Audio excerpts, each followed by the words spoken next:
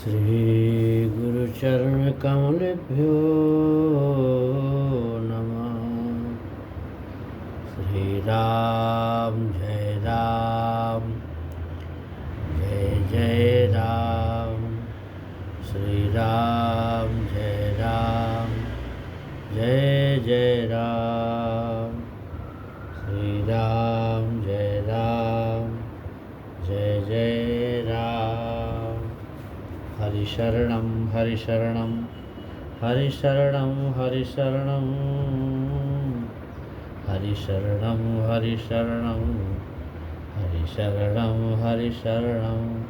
नारायण नारायण नारायण, नारायण नारायण नारायण, नारायण नारायण नारायण। ओम शांति शांति शांति। ओम। भगवत कृपा से आज एक भाव रामचरित्र मानस का है।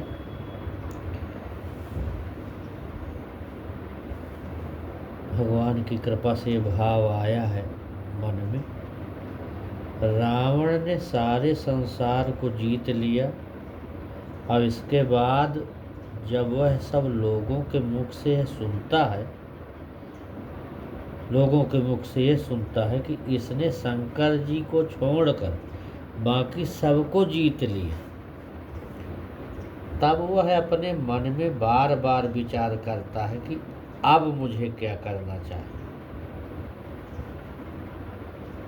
रावण ने लोगों के मुख से यह वाक्य सुन सुनकर सोचा कि यह बात तो ठीक नहीं है, और तब उसने शंकर जी को तौलने की बात सोची और रावण ने कैलाश पर्वत सहित शंकर जी को उठा लिया और मुस्कुराकर लोगों की ओर देखा। उसका संकेत था कि तौलने पर जो नीचे रह जाता है वह भारी होता है और जो ऊपर उठ जाता है वह हल्का होता है। मैंने इन्हें गुरु बना रखा था, वैसे हैं तो ये हल्के, भारी तो मैं ही हूँ। रावण ने जीवन में यही सबसे बड़ी भूल की।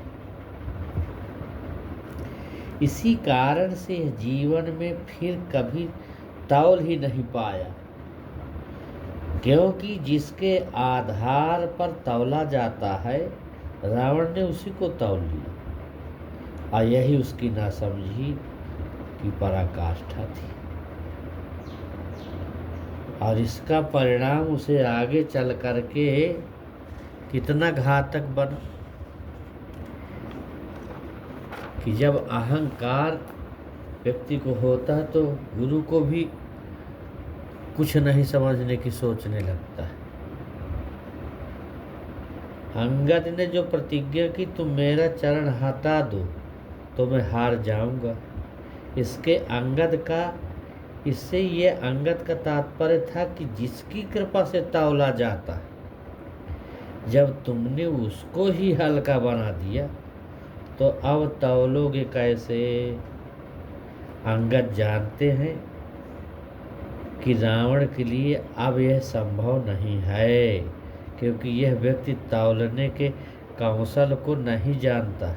और तौलने के इस संदर्भ में आप भगवान शंकर के धनुष पर जरा विचार करें, क्योंकि धनुष को भी तौलना है।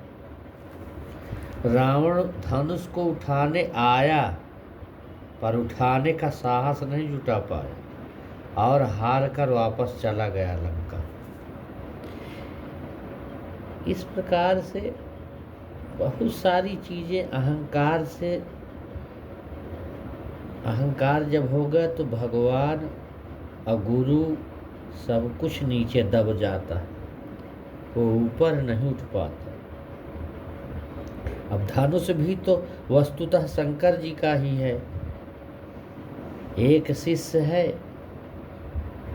शंकर जी का एक शिष्य ही तो है, पर रावण ने जब शंकर जी को हल्का बनाना चाहा तो शंकर जी ने मन ही मन कहा, अरे भाई, मैं अपनी दृष्टि से भारी कहाँ हूँ, मैं तो हल्का ही हूँ।